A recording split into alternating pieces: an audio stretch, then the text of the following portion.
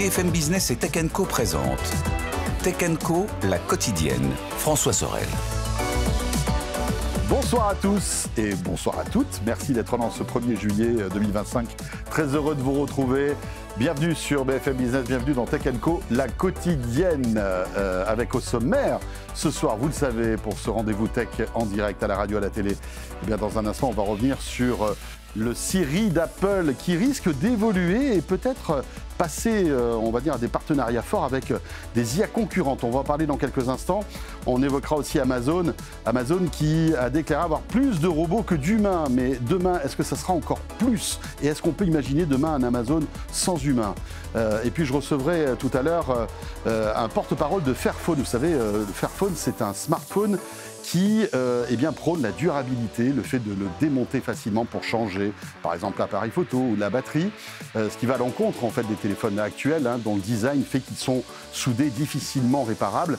On rentrera dans le détail de la, on va dire, la technologie Fairphone et puis peut-être la philosophie de cette marque tout à l'heure. Merci d'être avec nous, bienvenue, c'est parti, c'est Tech Co, la quotidienne.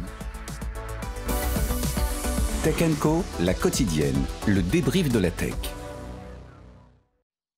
Avec un casting ce soir, les amis, non pas 4 étoiles, je dirais 5 étoiles Palace Plus, si je puis dire, si ça existe. Avec ce soir sur le plateau de Tech Co, je suis très heureux d'accueillir Yves Maître. Salut Yves. Bonsoir. Operating Partner chez Jolt Capital, ancien président de HTC. Yves a une carrière incroyable dans la tech et quand il est avec nous, c'est toujours un plaisir que de l'accueillir. Tout comme d'ailleurs Philippe Devos qui est là. Salut Philippe. Salut François. Fondateur de Phileos, cofondateur de Wanadoo, ancien directeur général de l'Epita. Et en face de ces messieurs, Frédéric Simotel, qu'on ne présente plus. Bonsoir François, bonsoir. Voilà, qui était aux manettes de Tech Co hier. Tout s'est bien passé? Parfaitement, d'ailleurs. Plein d'actu. Tiens, on a parlé d'intelligence artificielle et de ChatGPT aussi hier. Non. Exactement. ChatGPT, c'est bizarre. Tiens, c'est un sujet original, j'ai envie de te dire, Fred. Et puis il y avait Bruno Guglielminetti aussi hier dans Tech Co. Et tout ça pour annoncer aussi Jérôme Colombin qui est là. Salut Jérôme. Salut François, bonsoir. Et bien voilà, mon vieux camarade de la tech, Jérôme Colombin, journaliste, créateur du podcast Mon Numérique, que vous pouvez écouter, télécharger et regarder aussi. Alors peut-être pas... parfois. Voilà, tout le temps, mais avec un rendez-vous quotidien dédié à la tech que vous pouvez retrouver donc sur la plateforme Monde Numérique. Pas mal de sujets ce soir, les amis. On va commencer, je le disais, par Apple. Alors, c'est une information qui est tombée ce matin qui... moi, m'a quand même assez surprise. On a l'impression que Apple, alors ça fait un moment qu'Apple se cherche sur l'intelligence artificielle avec un Siri qui est, on va dire, aussi intelligent qu'une huître au réveil. En état de mort cérébrale. En état de mort cérébrale, en tout cas pas loin. Et c'est vrai que quand on commence à comparer Siri avec les discussions parfois enrichissantes qu'on a avec ChatGPT, on se dit qu'Apple est mal quand même. Apple le sait, bien sûr, et annonce des choses depuis pas mal de temps concernant une évolution d'un Siri qui deviendrait plus intelligent. Sauf que tout ça a l'air beaucoup plus compliqué que prévu. Et c'est tellement compliqué pour Apple qu'il pourrait se retourner en fait vers des concurrents potentiels qui pourraient, en quelque sorte, être le nouveau Siri. Ça pourrait être ChatGPT, peut-être Claude. En tout cas, c'est la rumeur qui court. Ce n'est qu'une rumeur qui est, en ce moment, on va dire, portée par un certain Mark Gurman, qui, en général, annonce souvent les choses vraies. Et je voulais avoir votre avis là-dessus. Est-ce que, finalement, Apple se rend compte de l'immense montagne qu'il a en face de lui en matière de LLM et qu'il n'y arrive pas?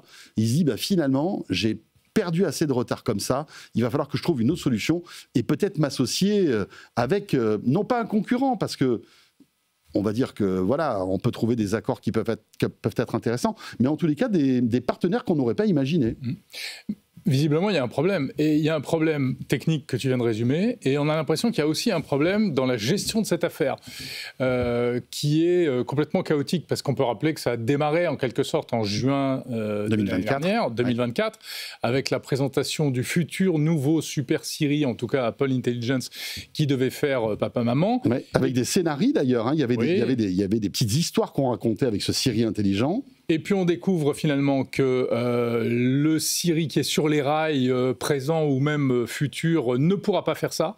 Visiblement, il y a eu un psychodrame en interne où les gens de l'équipe d'intelligence artificielle se sont un peu frités avec les gens du marketing en disant « mais vous êtes fous d'avoir promis tout ça ». La direction disant aux ingénieurs « mais comment ça, c'est pas prêt, qu'est-ce qui va se passer ?» Du coup, il y a plein de gens qui ont été virés, qui ont été remplacés par d'autres. C'est l'ancien patron du Vision Pro qui est maintenant a pris la tête de ça.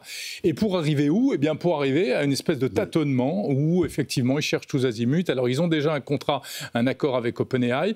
Là, ces dernières semaines, on disait qu'ils étaient prêts à racheter Perplexity ou même un autre chatbot d'IA. On en parlait la semaine dernière. Bien sûr. Et puis voilà, finalement, l'idée, ce serait maintenant d'intégrer carrément l'un des deux modèles vedettes du moment à l'intérieur, notamment des data centers Apple. Alors, ce qui est intéressant, c'est que Apple a déjà communiqué sur un Siri boosté à ChatGPT. Il l'avait annoncé d'ailleurs l'année dernière. C'est-à-dire que lorsque vous posez une question à Siri, une requête, vous pouvez lui dire « va me chercher ça sur ChatGPT ». C'est très chaotique. C'est chaotique, c'est inutilisable. C'est inutilisable. C'est comme si on rajoutait des tas de clics pour faire des choses simples, en fait. Et voilà. Donc, je pense que cette idée est tombée à l'eau.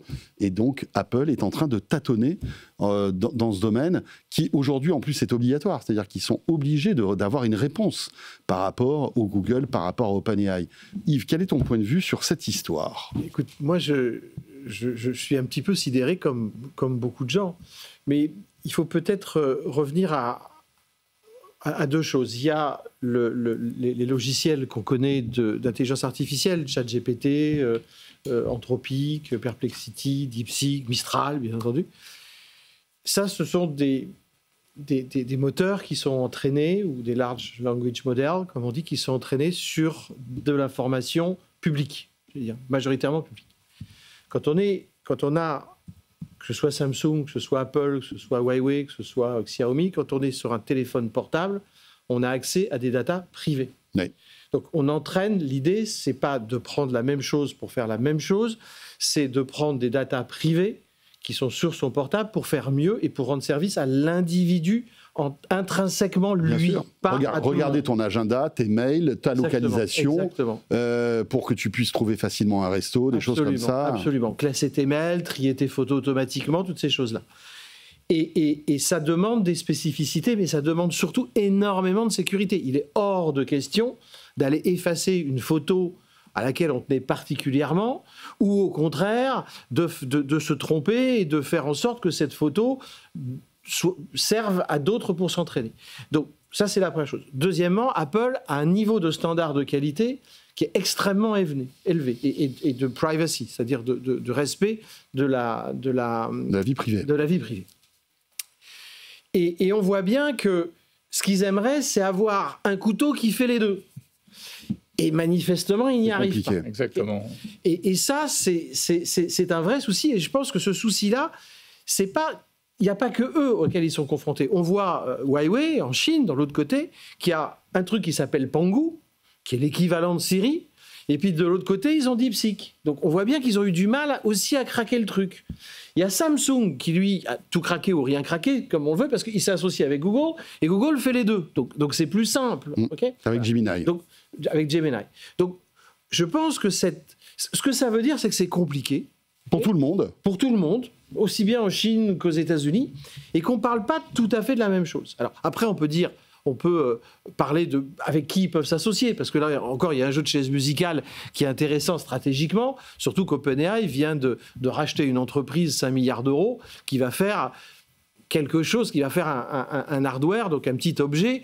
Donc je ne vois pas pourquoi Apple irait se mettre avec OpenAI, qui est en même temps en train de se disputer avec Microsoft. Donc voilà, il y a au-delà de ça, il y a un jeu de chaises musicales, économique et stratégique, mais il y a aussi, je pense, un problème technique, parce que, comme on l'a dit, c'est une intelligence artificielle qui est liée à soi-même, qui n'est pas que générale. Et oui, et c'est compliqué de pouvoir à la fois piocher à l'extérieur sur le web, comme le fait OpenAI et ChatGPT, puis surtout apporter tous ces services qui nous font rêver et qui se serviraient de nos data finalement. Imaginez, je ne sais pas moi, j'ai envie de... On organise un resto tous les 5. Si Nia pouvait simplement comprendre, parce qu'on est tous ensemble, qu'on a... elle sait que Fred aime bien le chinois, Jérôme aussi, etc. Enfin, on peut imaginer plein de choses avec cette intelligence artificielle qui pourrait nous aider comme étant un assistant. Mais même sans aller jusque-là, pardon, mais le simple fait de pouvoir interagir avec tout ce que tu as sur ton iPhone aujourd'hui, notamment toutes les applis, et y compris éventuellement des applis tierces, et de manière hyper conviviale, avec une reconnaissance vocale qui vaille le coup, qui ne soit pas celle de Siri d'il y a 20 ans, ça, ce serait déjà formidable. Hein. Alors, Fred, dans un instant, mais Philippe peut-être. On devrait pouvoir poser des questions super simples, liées à son propre contexte ou à son historique de contexte. Apple... dans les atouts dont ils disposent, en ont un qui est la fidélité des utilisateurs à leur marque, en tout cas jusqu'ici. Ce qui a une conséquence toute simple, c'est que dans les Mac ou dans les iPhones d'un très grand nombre de personnes, il y a des tranches de vie entières. Et pourtant, à des questions très simples du genre quelle était la dernière fois que j'étais en plateau avec Jérôme, de quoi est-ce qu'on a parlé, quels ont été les sujets sur lesquels je pourrais aller le taquiner, etc. Il n'y a rien. Il n'y a rien, Siri, d'une bêtise absolument sidérale. À tel point d'ailleurs que quand tout à l'heure tu as évoqué son nom, mon téléphone l'a détecté. Bonjour la privacy. C'est-à-dire, ça c'est un vrai problème en plus. Ah oui. Le wake word, et à quel moment on parle, il s'arrête d'écouter, etc. Et l'intégration, la tentative d'intégration dans un écosystème plus large qui permette de piloter à la voix, par exemple, sa domotique via un HomePod, ça donne des trucs absolument terribles. On est en train d'écouter de la musique, on dit à Siri... on lui dit, voilà, tiens, ajoute ça à ma playlist de favoris. Vous n'avez pas de playlist de favoris. Alors, moi, ça m'a énervé la dernière fois. Donc, je lui ai dit, écoute, je lui ai redit, j'aime ce morceau. Très bien, je l'ajoute à votre liste de favoris. Donc, on voit bien que quand on arrive à une impression, quand on donne une impression de comprendre le contexte de l'utilisateur aussi faible, enfin là, c'est pareil. Je ne sais pas si vous avez lu les résumés des messages vocaux ou les résumés des SMS ou des mails. C'est catastrophique. Ouais, c'est catastrophique. C'est catastrophique, alors même que là-dedans, il y a des années et des années de mails. Et même le Siri pour dicter des messages, je ne sais pas si vous vous en souvenez, si vous en servez souvent, c'est quand même assez pratique. C'est une catastrophe. Il m'invente des mots. Je me dis, mais... Moi, je suis moins... Pardon de t'interrompre. Moi, je suis... Pour le coup, c'est peut-être... dans les interactions vocales avec mon téléphone, ce que j'utilise le plus. Ouais, ben moi, je l'utilise souvent, mais je trouve que parfois... Mais il faut reprendre après. Voilà, tu peux pas lui faire confiance. Non, mais c'est exactement comme avec une IA. Si tu fais confiance aveuglément à tout ce qu'elle te recrache et que tu vérifies rien... Ouais, c'est dangereux. Alors pourtant, là où moi je trouve que c'est paradoxal, c'est que Apple investit dans le hardware et dans ce qu'ils ont marketé comme le Neural Engine, dans leur processeur, dans les iPhones, depuis quoi? Je parle sous le contrôle de Frédéric qui sait tout, mais c'est quoi, 7 ou 8? Il y a 7 ou 8 générations de processeurs à quelque chose qui ont un Neural Engine ou des Neural Engine et des cœurs neuraux, etc. Et ça aurait pu indiquer que faire de l'inférence localement, autant l'entraînement, ça va être Anthropic, ça va être OpenAI, mais autant l'inférence, le traitement local, ils sont a priori armés pour ça. Et effectivement, je ne comprends pas qu'ils arrivent dans une impasse pareille. Et surtout, je ne comprends pas non plus en quoi le deal qui pourrait passer leur apporte une solution. Ce qui supposerait quand même, je crois que c'est toi qui le disais tout à l'heure, que l'hébergement de ces solutions sur les data centers d'Apple c'est toi Jérôme, permettent de garantir le chiffrement bout en bout qui est le message qu'affirme régulièrement Apple, qui est même Apple ne sait pas ce qu'il y a dans votre téléphone. Moi, je pense que le problème, il est beaucoup plus profond. Alors, il est technologique, hein, vous l'avez tous dit brillamment. Et là, on pourra peut-être demander à Yves, qui a cette expérience, même Philippe, hein, qui a cette expérience de patron d'entreprise. Je pense qu'aujourd'hui, on a un manque de vision. Personne n'a la vision, donc on a un manque de leadership. On ne sait pas qui il faut croire. Ils sont en train de s'embrouiller entre les divisions, entre le marketing, mais même au sein des divisions de développement. Ça a été la même chose chez Google à un moment, mais bon, il y en a un qui a tapé sur la table, qui a tapé du poing sur la table. Là, je trouve que c'est ça. On a des retards et des promesses non tenues. La communication, elle n'est pas très claire. On va vous sortir Siri. Ah oui, mais ce sera le prochain. Puis la WWDC. Oui, mais attendez, vous verrez. Donc, communication pas très claire. Ce manque de vision, on n'a pas une vision claire en disant, écoutez, voilà, là, Siri, on va intégrer ChatGPT, puis là, dans 6 mois, on va faire ça, et puis on va avancer. On n'a pas une vision, et je pense qu'en interne, ils l'ont pas non plus. Les communications sont hyper mal gérées. Je trouve que la communication, c'est dramatique, quoi. Le WWDC, Siri, ça va arriver dans un moment, et je pense que là, on arrive peut-être au bout du management et de l'équipe, hein, d'une façon générale, de l'équipe de Tim Cook, parce qu'on est dans une révolution technologique. Tant qu'on était dans l'incrémental, on ajoutait des choses qui étaient plus puissantes, plus performantes, ça va, on maîtrisait. Oui, ils étaient dans leur élément. Allez, on réduit un peu les coûts là, on va réussir là. Là, on est dans un truc qui change complètement la donne, où tout d'un coup, Apple se dit, oula, j'ai quelqu'un qui pourrait me passer à droite, un autre qui me pourrait... Et même pas sur les iPhones, parce que le matériel, enfin voilà, c'est un tout aujourd'hui, matériel logiciel. Et pour moi, moi je vois beaucoup ça aussi dans ce... voilà, il manque quelqu'un qui a une vision disant, les gars, stop. Est-ce qu'il faut aller sur ChatGPT peut-être? Enfin voilà, je pense qu'il y a vraiment ce côté de leadership, et parce que cette technologie est beaucoup plus complexe que ce qu'on a connu avant. Et paradoxalement plus simple. Moi, je pense qu'il y a autre chose, c'est que Apple a été connu pendant très longtemps pour la précision millimétrique de ses interfaces. L'écran est devenu l'ensemble. D'ailleurs, ce qu'ils annoncent sur la prochaine version d'iOS, c'est encore une fois une manière d'afficher les pixels, de créer de la profondeur, de la fluidité, etc. Donc et leur budget est consacré. Ils n'ont pas vu venir la voix. Ils n'ont sans doute pas cru à la voix, parce que la voix, c'était très immatériel, et puis c'était très difficile à packager dans un bel objet. Ouais. Et le budget, d'après ce que j'ai lu en préparant l'émission, le budget que Apple consacre en R&D aux interactions vocales, c'est-à-dire à Siri, en tout cas à la partie interface de Siri, c'est 3% de leur R&D complète. Ils dépensent certes $1 milliard par an sur le sujet. Il y a beaucoup d'entreprises françaises qui seraient heureuses d'avoir ce budget-là en R&D. Oui. Mais au niveau d'Apple, finalement, c'est pas énorme. Par rapport aux 30 milliards de R&D annuels, c'est très faible. Mais tu vois, on arrive peut-être au bout. Tu sais, chaque année, à chaque sortie excuse-moi, juste 2 secondes. À chaque moment où on sortait les iPhones, on disait oui, mais elle est où l'innovation, un peu de rupture? Et mais je pense qu'on est au bout du modèle, quoi. Là maintenant, et là, il faut quelqu'un qui arrive pour remuer tout ça. Moi, je voudrais juste ajouter un point. Ce que tu dis est tout à fait correct. C'est-à-dire que plus l'entreprise que l'on a à gérer est grosse, plus la difficulté est grande. C'est pas la même type. Je veux dire, oui. difficulté. Toute entreprise à gérer, tout corps social à gérer est extrêmement difficile, mais dans une entreprise, il y a des échéances, surtout quand elle est cotée en bourse comme ça, qui sont énormes. Et ça, c'est en plus renforcé parce que la culture du secret chez Apple fait que les départements, par définition, ne se parlent pas. Et bien évidemment, ça peut... Bon. Cela étant, moi, j'ai une autre hypothèse de travail sur ce qui est en train de se passer, c'est que le fait de dire... En fait, que l'intelligence artificielle est en train de bouger du LLM vers des agents. Okay, et je pense qu'Apple, à mon avis, est probablement en train de rattraper son retard sur Siri. Il n'y a pas de raison fondamentale qu'il soit plus mauvais que Mistral. Enfin, il n'y a pas que des abrutis qui travaillent chez Apple. Et puis surtout, ils en ont les moyens. Par contre, ce qui arrive derrière, c'est la révolution des agents. Et la révolution des agents, dans leur application shop, c'est crucial. Parce que s'ils loupent la révolution des agents dans l'application shop, c'est-à-dire que les applications ne peuvent pas parler intelligemment entre elles, il va y avoir un problème. Or, les gens qui font les applications, ils ne peuvent pas avoir des portes pour que le robot rentre réservé à Apple. Oui. Il faut qu'il l'ait aussi pour OpenAI, il faut qu'il l'ait aussi pour Mistral, etc., etc.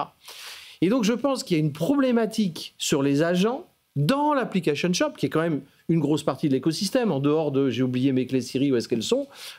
C'est « je veux réserver un voyage au Portugal, de telle date à telle date, j'ai un budget de temps, propose-moi 4 solutions différentes. » Ça nécessite une collaboration entre les différentes applications énorme. Et ça nécessite derrière des tas de choses techniques qui sont difficilement faisables dans un monde fermé comme le monde d'Apple, qui est en plus assez hégémonique aux États-Unis. Et donc ça pose des problèmes techniques, ça pose des problèmes de relations partenariales, et ça pose des problèmes juridiques quant à l'hégémonie de ce type de porte qu'on voudrait ouvrir ou fermer. Oui, mais c'est là où il faut changer de management. C'est là où il faut quelqu'un qui pense différemment, tu vois. Non, mais c'est surtout qu'il faut peut-être... Je ne me permettrai pas de dire à Apple s'il doit changer de management ou pas. Je dis juste c'est vrai qu'il y a un petit côté... tout d'un coup, on passe dans un niveau de complexité et dans un niveau d'écosystème qui est beaucoup plus compliqué. Et je pense que, à mon avis, c'est l'agentique qui pose problème. Siri, bien sûr, mais je pense que c'est le coup d'après qui le pose vraiment. Sauf que les agents, tu peux les bypasser. Tu peux les bypasser par des interactions vocales suivies d'interactions sur le web pour, je reprends ton exemple, présenter les différents hôtels, machin, etc., du voyage au Portugal que tu veux faire. Mais il n'y a pas fondamentalement besoin. Il y a besoin de quelque chose que tu tiens dans la main pour lui parler, pour poser la question. Mais ensuite, tu as d'autres voies possibles. Mais moi, il me semble, je suis d'accord avec toi, cette entreprise a une vision de long terme. Je pense qu'elle est rattrapée par la vitesse, comme on l'est tous, à laquelle se déploie l'IA générative et les usages surtout, depuis 18 à 24 mois. Il y a quelque chose quand même qui me fait dire que le sujet est profond chez eux et que la crise va être probablement résolue de manière assez profonde là aussi. Assez brutal, c'est que ça vient entailler un modèle dans lequel Apple progressivement intègre verticalement tous les composants de sa chaîne de valeur. L'analogie qu'on pourrait prendre, c'est comme si après 15 ans d'Apple Silicon, Apple décidait de repasser à des processeurs faits par quelqu'un d'autre. On en est là, hein, l'interaction vocale, c'est un processeur logiciel fondamental de l'interaction et du contexte de l'utilisateur. Et donc dans cette logique de je maîtrise tout ce que je ne veux pas faire par d'autres, c'est une entaille potentielle assez importante. Alors, on traîne un peu sur ce sujet parce que c'est intéressant, vous avez plein de choses à dire, mais peut-être en rajouter quelque chose. Est-ce que finalement, on ne se rend pas compte aussi là de la paresse d'innovation d'Apple depuis énormément d'années. La perte de contrôle technologique. Non, mais pour moi, c'est ça. Enfin, ça fait des années, Jérôme, on suit les keynotes Apple depuis pas mal d'années, et chaque année, en fait, on fait ce constat. Où est l'innovation ? Qu'est-ce qu'il y a d'innovant ? Et finalement, Apple n'a pas lieu vraiment d'innover parce qu'à chaque fois qu'ils sortent un iPhone, ils en vendent des centaines de millions, tout va bien, ils ont un business qui est incroyable. Et est-ce que finalement, ils ne se sont pas endormis sur ces lauriers-là en se disant, on maîtrise tout ce qu'on fait, finalement, tout va bien, l'IA générative, on ne voit pas trop un petit peu ce que ça peut faire dans notre modèle, mais là, ils se font rattraper par ce truc-là qui les dépasse, en quelque sorte. Et comme il faut des années, en fait, il y a une espèce de latence qui fait que, pour arriver à être au niveau d'OpenAI, il faut des génies qui d'ailleurs se marchandent à plusieurs centaines de millions de dollars. On en parlera d'ailleurs dans un instant. Apple est un peu victime de de sa paresse d'innovation. Tu sais à qui ils font penser à HP. HP, pour moi, a eu ce même syndrome de... Moi, j'allais dire Microsoft au moment de Windows Phone. Ouais, moi, c'est HP, de façon générale, dans son histoire qui s'est cru...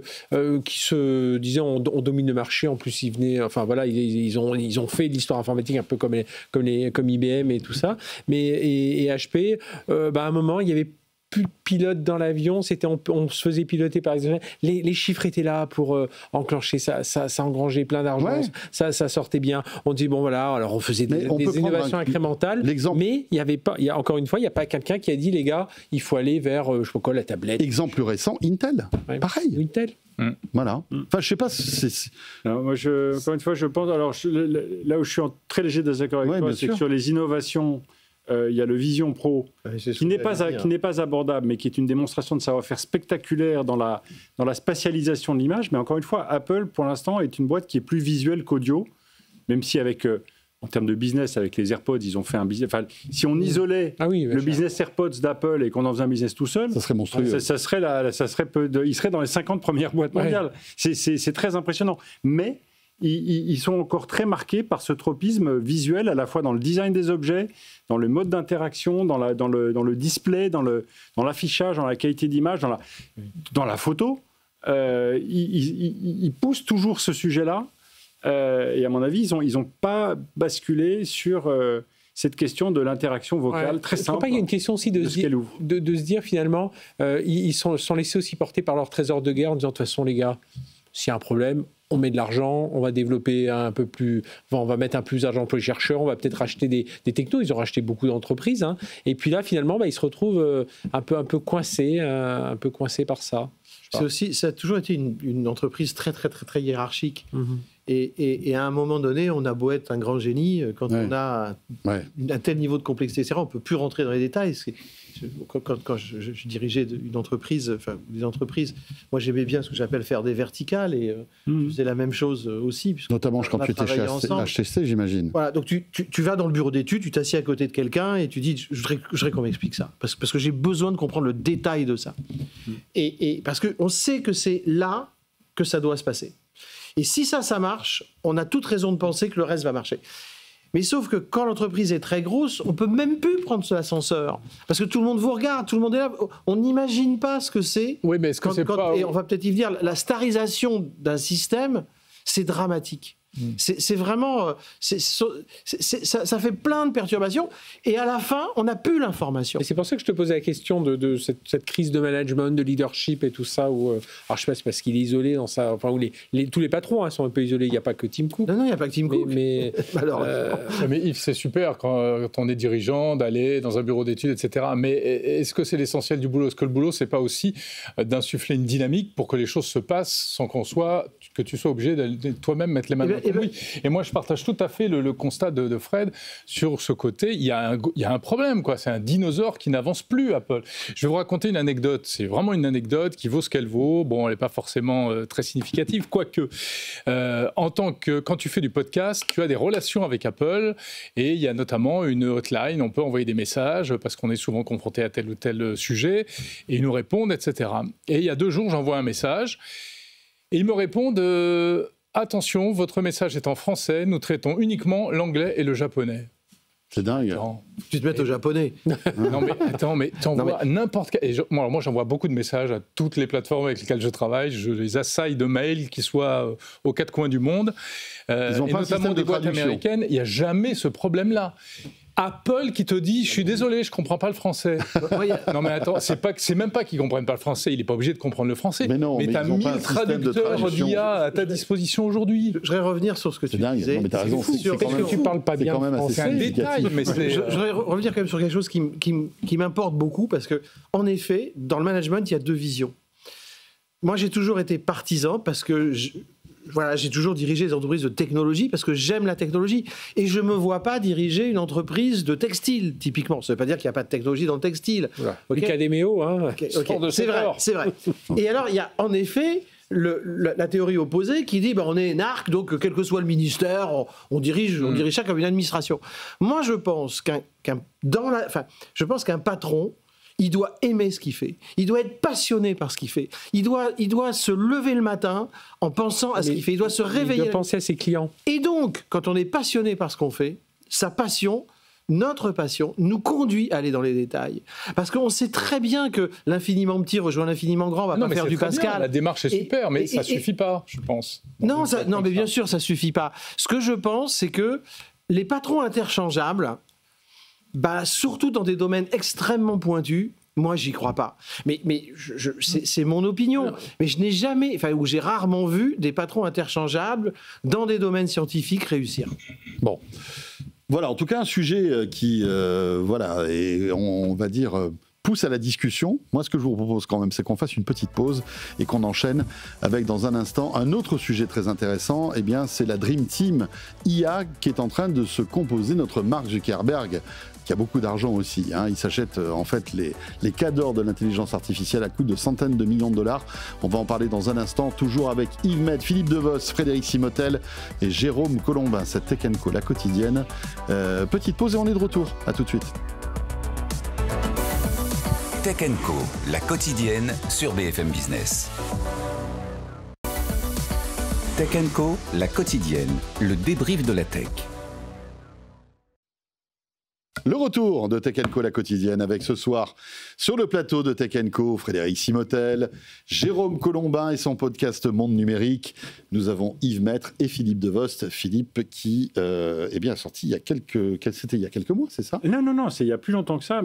Mais ce qui est amusant, il est sorti il y a 3 ans. De mémoire vive. Il est sorti il y a 3 ans, il est toujours disponible, il a très bien vieilli parce que c'est un livre d'histoire et pas un livre de futurologie. Donc, il n'est pas obsolète. Il lui manque un chapitre sur l'IA générative, mais comme on le voit dans ce plateau, le sujet est loin d'être fermé. Donc, un chapitre nouveau tous les jours. Oui, voilà, il faudrait que j'efface tout le reste. Il faudrait que ce soit dans le digital. Je m'en aperçois, à chaque fois que je prépare une conférence sur le sujet, il faut tout reprendre, jusqu'au dernier jour. Non, mais surtout, j'ai le plaisir d'apprendre que... Enfin, d'apprendre, c'était préparé depuis un moment, mais il sort en Chine. Wow. Il sort dans les presses universitaires à Pékin. Les Chinois ont mis 2 ans à le traduire, l'adapter. Je serais incapable de savoir ce qu'il y a dedans et de savoir à quel point ils l'ont réécrit. Et je trouve ça assez amusant. Tu vas peut-être passer pour un dangereux dissident. La prochaine fois qu'il rentre en Chine, il n'en sort pas. Voilà. Oh là, lui. C'est vous qui avez écrit On a Mémoire tellement aimé votre livre que je ne vous en vous faites félicite plus. pas, monsieur. Voilà, c'est ça, je vous félicite pas. Bon. Voilà, Philippe, donc Bon. avec cet ouvrage qui est disponible toujours, évidemment, aux éditions Point de Bascule. Je vous propose maintenant d'enchaîner avec Mark Zuckerberg qui sort le téléphone et le chéquier aussi. On en parlait il y a quelques temps de cela pour tenter de recruter, vous le savez, les plus gros cerveaux de la planète. Ça commence à prendre forme et dans un mémo interne envoyé aux salariés de Meta, il annonce la création d'une sorte de Dream Team de l'IA. C'est Anthony Morel qui en parlait ce matin dans Good Morning Business. Il nous résume ça et puis après, bien évidemment, le débat. On l'écoute. Il y a une note interne qui a été publiée pour les équipes de Meta pour annoncer la création de la Meta Super Intelligence Labs. Donc c'est le nom d'une nouvelle division, ça fait un peu Avengers de l'IA. J'aime beaucoup le nom, je dois dire. C'est une équipe qui est composée donc de superstars de l'intelligence artificielle et qui vont être chargés de travailler sur la prochaine étape, sur le prochain Graal technologique, ce qu'on appelle la super intelligence ou l'intelligence artificielle générale, c'est-à-dire l'IA qui serait plus performante que le cerveau humain dans absolument tout et n'importe quoi. Je le dis simplement, mais c'est à peu près ça. Et donc pour ça, eh bien Mark Zuckerberg, il a appelé une par une toutes ces superstars mondiales de l'intelligence artificielle et il les a recrutées. Alors qui est-ce qu'il y a dans cette équipe ? Elle sera dirigée par un monsieur qui s'appelle Alexander Wang. On avait eu l'occasion d'en parler. En fait, c'est un petit génie de l'intelligence artificielle. Il a créé son entreprise qui s'appelle Scale AI à l'âge de 19 ans. Aujourd'hui, il doit avoir 27-28 ans. Il vient d'être racheté par Meta pour 10 milliards de dollars et en fait, le deal, c'était je rachète l'entreprise, mais je rachète aussi le patron de l'entreprise. Ça faisait partie du deal. Et puis, dans cette équipe, vous avez... Alors, je ne vais pas vous donner les noms parce qu'ils vont rien vous dire, mais on a presque l'impression, en lisant ce mémo interne, de Didier Deschamps qui annonce la prochaine équipe de France pour la Coupe du Monde. C'est presque ça. Donc vous avez des stars d'OpenAI, des concepteurs des derniers modèles de ChatGPT, des concepteurs des derniers modèles de raisonnement de Gemini. Donc c'est vraiment les Mbappé de l'intelligence artificielle qui ont été recrutés par Mark Zuckerberg. Voilà, tout ça pour dire que Mark Zuckerberg, un peu comme Apple, galère avec l'IA générative. Alors, même s'il investit énormément d'argent, je crois que c'est plus de 10 milliards par an, on se rend compte que finalement, malgré le fait d'avoir implémenté l'IA générative sur WhatsApp, sur Instagram, sur Facebook, peu de personnes s'en servent et que pendant ce temps-là, OpenAI et ChatGPT raflent toutes les parts de marché finalement. Et je crois que Mark Zuckerberg vit mal ce moment finalement où il estime être peut-être le meilleur dans l'IA générative. Le seul problème, c'est que il a peut-être pas le meilleur produit. En tout cas, il a peut-être le meilleur produit, mais beaucoup moins de monde que ce qui était prévu l'utilise. Qu'est-ce que ça vous inspire, tout ça ? Finalement, il y a aussi un peu de marketing dans cette histoire-là, non ? Ouais, moi je me demande où est la part de réalité entre guillemets et la part d'image et d'affichage, parce que c'est vrai qu'il y a une compétition internationale chez ces géants aujourd'hui, ils sont devenus des géants de l'IA et ils sont obligés tous de montrer qu'ils sont les plus forts. Ils sont obligés vis-à-vis de tout le monde, vis-à-vis de leurs clients, en interne, vis-à-vis de leurs investisseurs, vis-à-vis du reste du monde. Donc je suis d'accord avec toi, il y a certainement une grosse part de frime entre guillemets, et quand on peut se payer les meilleurs, on se paye les meilleurs, hein, c'est toujours bon à prendre. Après, il y a sans doute une réalité, il a une ambition, ou en tout cas, il a décidé visiblement, lui, de passer à la vitesse supérieure. Et c'est vraiment une espèce d'anti-Apple, c'est le contraire de ce qui se passe chez Apple, quoi. On a l'impression qu'ils sont prêts à un peu tout bousculer pour y arriver. Non, puis ce qui est intéressant là, c'est qu'il s'est dit, je ne vais pas prendre 20 profils identiques. Il va chercher, Anthony le dit, mais c'est vrai que quand on regarde, il y a... Alors, et tous, certainement des cerveaux très bien faits, mais ils ont tous des expériences complètement différentes. Il y a le designer, il y a le concepteur, il y a l'architecte sur les infrastructures, il y a celui qui connaît bien les composants, il y a celui qui n'est pas forcément un scientifique, mais qui c'est vraiment la Dream Team de l'IA, quoi. Voilà, comme on dit, la Dream Team. Il a défini, je ne sais pas, 15 20 postes en disant, bah voilà, hop, un peu comme une dream team, voilà, bah, il me faut 2 avant, un arrière, un pivot, un machin, et là, qui je vais chercher? Donc, je vais aller chercher ces gens-là. Alors, derrière, il y a quand même pour Mark Zuckerberg, c'est son truc, c'est il a raté le virage du mobile, il dépend d'Apple, il est parano. Il est obsédé par ça. Seuls les paranos survivent, comme disait Andy Grove. Et donc ça, il a dû lire le bouquin, il a dû se dire, voilà, il continue. Et puis, je pense que Zuckerberg, il est obnubilé par quelle sera la prochaine révolution que les utilisateurs vont avoir. Et je sais que ce sera l'IA générative, et là, il faut que j'y aille, quoi. J'ai cru que ce serait le métavers. Ça viendra peut-être plus tard. Les réseaux sociaux, j'y ai cru, j'ai pas vu le mobile, mais là, il sent qu'il y a quelque chose qui arrive, et on le sait tous. L'IA, c'est des composants, c'est tout ça, mais les composants, on peut les acheter. Enfin, là, il achète des hommes aussi, mais il faut des gens qui pensent beaucoup, bien, vite, et qui soient dans cet ADN. Et il a 27 ans, Alexander Wang. Tu vois, tu parlais, on pouvait parler un peu de la génération des patrons d'Apple. Il y a peut-être quelque chose aussi de ce côté-là. Il a débauché en gonflant ses troupes, il affaiblit ses concurrents aussi. Hein. En plus. Et alors, après, il y a une surenchère évidemment de salaire, hein, parce que d'après ce que j'ai compris, Sam Altman retient aussi ses bons éléments en augmentant leur salaire, parce que l'argent, c'est le nerf de la guerre, hein, dans cette histoire-là. Yves? Non, moi, j'y souhaite bonne chance, parce que gérer une star, c'est compliqué. Gérer 2 stars, c'est compliqué. En gérer 10, waouh. Ça dépend de l'entraîneur. Non, mais en plus, l'entraîneur est lui-même star. Ouais. Donc, je veux dire, quand tu mets un paquet d'égos dans une même pièce, à un moment donné, je ne sais pas si la pièce est assez grande, quel que soit le nombre de personnes qu'on met. Ouais, puis couvert d'argent, en plus, ils vont rien foutre. Je ne sais pas s'ils vont rien foutre ou pas. Ce que je veux dire, c'est que l'entreprise, c'est censé se manager. Bon. Donc, je me dis, avant de prendre une telle décision, soit c'est lui qui l'a prise tout seul dans sa chambre ou dans se rasant le matin, et il l'a pris tout seul, soit il en a parlé avec ses directeurs de ressources humaines et son conseil d'administration. Et là, à mon avis, il y a dû y avoir un sacré débat entre les fanatiques du PowerPoint et les autres. Mais on peut demander au PSG, ils ont aussi une expérience de stars comme ça qu'ils ont cumulé, puis quand elles sont parties, comme par hasard, ils se mettent à gagner. Bon, il n'y a pas que des hasards. Une équipe, il faut qu'il y ait une cohésion, il faut qu'il y ait des gens qui se fassent confiance, il faut qu'il y ait des gens qui... Il les a en direct. Hein. Il a parlé avec Lucas Perrodin, il a dit que tous ces gens-là, il va les avoir en direct. Vraiment, 20-25 personnes qu'il peut avoir en... Mais, tu sais, avoir 20 personnes ou 25 personnes en direct, en plus des autres... Il faut être sacrément câblé. Parce que gérer un agenda de quand tu as 7 ou 8 ou 10 personnes qui te reportent directement. Oui. Ça, c'est le PowerPoint. Ça marche toujours. On embauche des stars. Ça marche. Je vais tout gérer en direct parce que je suis encore meilleur qu'eux. C'est le début d'une maladie mentale quand même. Hein. C'est le début d'une grande maladie mentale. Peut-être que c'est pas le début d'ailleurs, mais en tout cas, pour moi, c'est génératif. Quand on dirige une entreprise... Et d'ailleurs, c'est ce qu'a fait Apple. Il n'y avait pas de star chez Apple. Il y avait peut-être un petit peu... Mais Tim Cook n'était pas une star avant qu'il devienne patron. Même un petit peu Phil Schiller, limite. Mais les autres, personne ne connaisse leur nom. Donc, on est dans des types de management. Et comme tu le disais, c'est vraiment l'opposé d'Apple. Mais c'est personnel.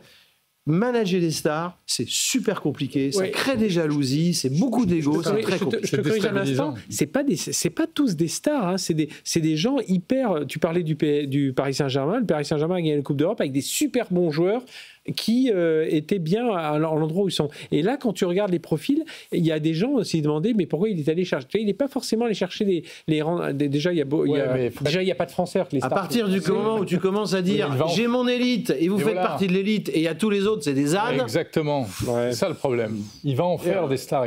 Parce qu'en plus, c'est transverse. Il va en faire des stars. C'est une thématique qui est transverse. Donc c'est un truc qui va toucher tous les niveaux de l'entreprise. Et effectivement, moi, c'est des retours que j'ai eu de boîtes. Il y a beaucoup de boîtes de tech qui font ça aux États-Unis, qui se font leur espèce de Dream Team IA. Ils la chouchoutent, ils la surpayent, etc. C'est super pour les mecs qui sont là, qui se pensent être les rois du monde. Et ça crée d'énormes tensions en interne. Et en termes de management, c'est pas idéal. Hein. Philippe, ton point de vue? Moi, ce que je trouve assez étonnant dans cette, assez intéressant, pardon, dans cette affaire, c'est qu'on peut commencer à la comprendre si on regarde le modèle de Meta sur ces sujets-là. Et pour moi, le modèle de Meta, c'est à la fois un modèle très fondamentalement encore marqué par l'audience, et la réaction de Meta, elle est liée au fait que un des coups de génie ancien maintenant de Sam Altman, ça a été d'offrir via ChatGPT une interaction à OpenAI à tout le monde. Et quand on regarde les chiffres d'usage de ChatGPT en termes de temps passé, ChatGPT est consulté plus régulièrement que les sites d'information français, me semble-t-il.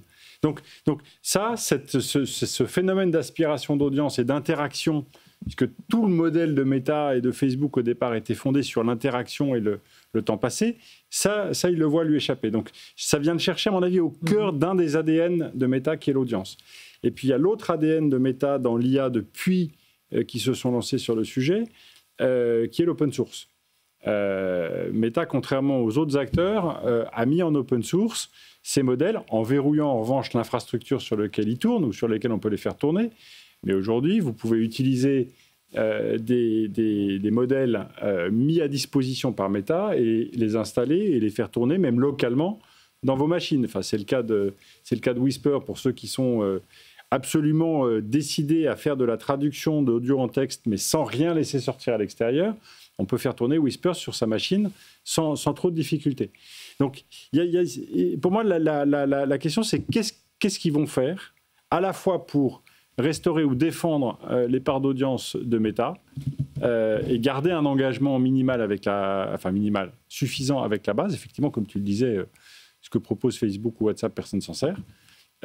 Et comment est-ce que, d'autre part, ils vont continuer, ce serait intéressant de savoir s'ils vont continuer, si le prochain modèle sur lequel ils vont travailler, qui aura peut-être 1000 milliards de paramètres pour l'année prochaine, est-ce qu'il sera en open source lui aussi? Puisque c'est une manière de jouer différemment. Après, ça fait quand même pas oublier complètement, il y a eu un grand coup de barre sur le métaverse. Meta était devenue l'entreprise du métaverse. Et puis là, il y a un grand coup de barre dans l'autre sens. On va voir ce que ça donne. Mais pour l'instant, ce qui est quand même frappant, c'est que le budget engagé sur ces opérations, ces dépenses IA annuelles, dépassent celles du budget spatial européen. Donc voilà, la Lune virtuelle attire toujours plus de capitaux que la vraie Lune. On peut tous regarder quand on lève les yeux au ciel. Il faudrait pas que le métavers se transforme en A de Artificial Intelligence de Averse. Absolument, absolument. Ce serait embêtant. Est-ce que c'est pas un coup dur aussi pour le labo de Yann Lequin, tout ça? Je sais pas. On ne prend pas l'organisation. Alors. Non, mais ce que je veux dire par là, c'est je ne pense pas, parce que Yann Lequin, c'est la recherche. Il a toujours voulu vraiment rester dans ce domaine-là. Et là, c'est des gens qui vont aller... C'était un peu le monsieur IA de chez Meta. Il n'était pas sur les produits, Yann Lequin. Hein. Oui, mais il avait toujours ses Ray-Ban Meta. Enfin, on l'a vu. C'est normal. Tu vois, il était là pour promouvoir aussi l'IA, et c'était un peu le porte-parole, le monsieur de l'intelligence artificielle chez Meta. Là, d'un coup, il va se retrouver, il n'est pas dans cette Dream Team, visiblement. Alors, est-ce qu'il a des liens hiérarchiques avec cette Dream Team? Est-ce qu'il va participer aussi aux décisions avec Mark Zuckerberg ou pas? Oui, alors là, c'est une vraie question. C'est vrai que l'organisation, elle me paraît pas très, très lisible. Mais bon, elle va peut-être se clarifier. Mais c'est pas non plus choquant d'avoir des gens qui travaillent sur des sujets avec, je ne vais pas dire en compétition, mais avec des perspectives et des angles de vue différentes. D'accord. Et je trouve que ça, c'est plutôt sain, quand on dirige une entreprise, d'avoir des gens qui disent « moi, je vais plutôt travailler dans cette direction » et un autre dire « je vais plutôt travailler... » On est quand même dans des domaines de recherche. Et donc, pas mettre tous ces œufs dans le même panier, c'est pas forcément idiot. Surtout qu'ils ont beaucoup d'œufs parce qu'ils ont beaucoup d'argent. Ouais, c'est clair. Bon, on verra bien. Ouais. On a terminé là-dessus. On enchaîne peut-être sur, toujours cette IA et cette super intelligence médicale que veut nous démontrer Microsoft, puisque Microsoft a lancé une étude sur, en fait, une IA qui est là pour détecter les pathologies des patients et comparer, en fait, cette intelligence artificielle à des diagnostics fait par des médecins, par des humains. Et visiblement, alors on rentrera dans les détails parce que c'est quand même assez complexe et je sais que Yves veut vraiment parler de statistiques. En fait, cette IA serait 4 fois plus précise que des médecins. Et ça fait quand même... ça questionne, parce qu'on se dit, qu'est-ce qui va se passer demain? Est-ce que demain, chaque médecin aura une IA générative à ses côtés qui l'épaulera, en fait, dans son élaboration de diagnostic? Et puis, dans 20 ans, est-ce que, finalement, on n'aura pas devant nous un écran, des espèces de capteurs qui monitoreront un petit peu tous vos systèmes de santé, avec une prise de sang, etc., et ce sera pas une IA générative qui vous diagnostiquera en fait votre maladie. Mais c'est génial.